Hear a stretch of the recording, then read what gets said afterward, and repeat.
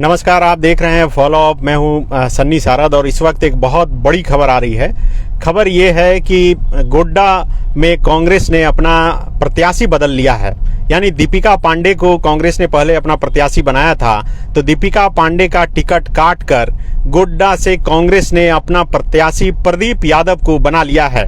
आप सब ने लगातार देखा कि किस तरह से दीपिका पांडे को प्रत्याशी बनाए जाने के बाद लगातार विरोध हो रहे थे और इस विरोध के कारण ही दीपिका पांडे का टिकट काटकर प्रदीप यादव को गोड्डा से उम्मीदवार बनाया गया है। और साथ ही एक और नाम झारखंड से उम्मीदवारों के नाम की घोषणा हुई है।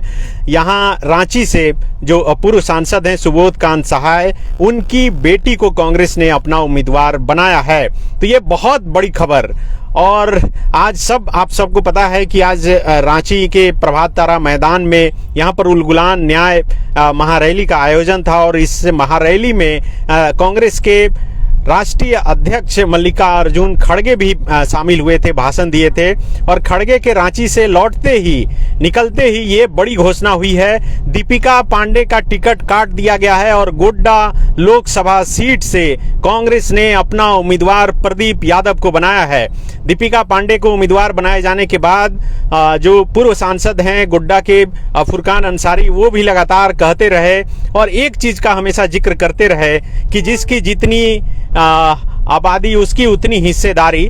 तो वो ये भी कहते रहे या तो कोई अल्पसंख्यक या ओबीसी को उम्मीदवार बनाया जाना चाहिए। भले ही दीपिका पांडे के समर्थक की तरफ से लगातार ये तर्क दिया जा रहा था कि दीपिका पांडे का जो ससुराल है वो ओबीसी परिवार है और उनके ससुर जो है वो बहुत बड़ा चेहरा है ओबीसी समाज के, लेकिन फिर भी विरोध का सिलसिला जारी था और उसके बाद ये बड़ा फैसला कांग्रेस की तरफ से लिया गया है।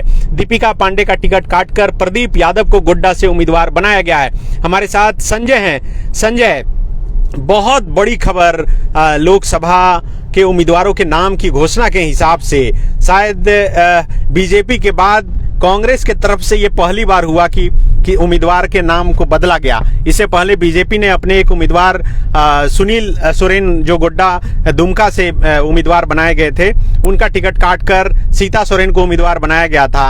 अब कांग्रेस ने जिस तरह से दीपिका पांडे को अपना उम्मीदवार बनाया था, उनका टिकट काटकर प्रदीप यादव को उम्मीदवार बनाया है। क्या कहेंगे? बिल्कुल, आप खबर जो बता रहे हैं सनी, बहुत बड़ी खबर है आज के लिहाज से, क्योंकि दीपिका पांडे का टिकट जो है काट दिया गया है और प्रदीप यादव को उम्मीदवार बनाया गया है।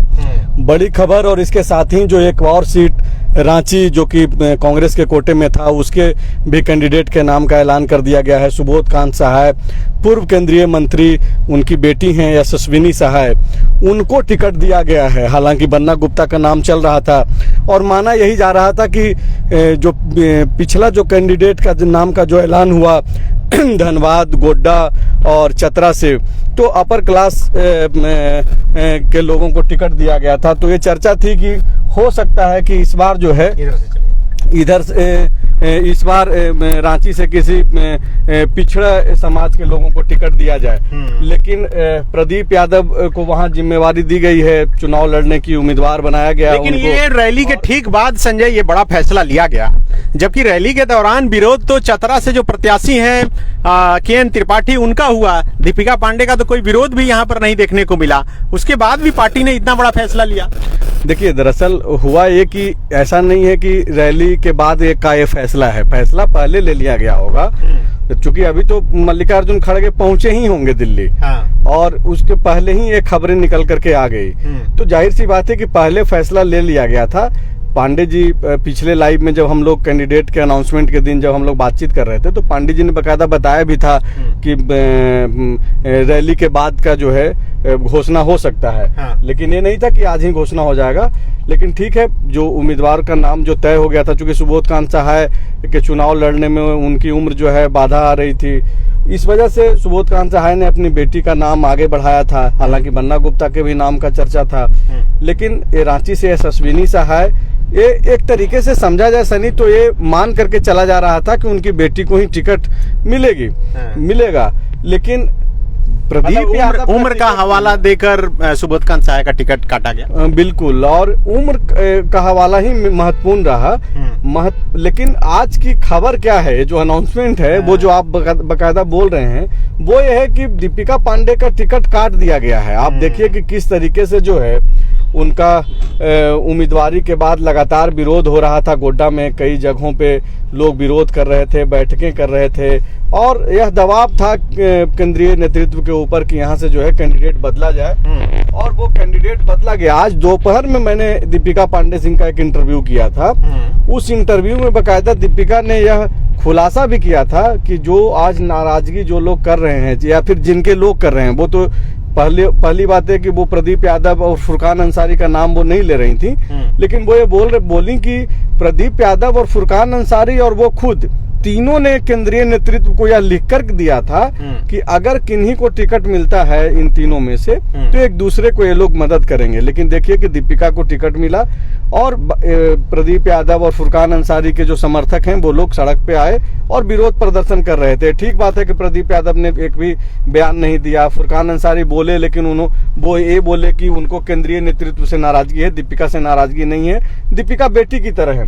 अब आप देखिए कि कल रात में प्रदीप यादव और फुरकान अंसारी की परसों रात में मुलाकात हुई रांची में, और उस मुलाकात के बाद जो मैंने इंटरव्यू किया, आप खुद थे उस इंटरव्यू के दौरान, आप ही ने लाइनअप भी किया, और उसमें बकायदा आप देखेंगे कि फुरकान अंसारी ये एक्सेप्ट किए कि उन दोनों में से किसी एक को मिल जाए तो कोई नाराजगी नहीं रहेगी। लेकिन आप फिर अब 2019 में चले जाइए।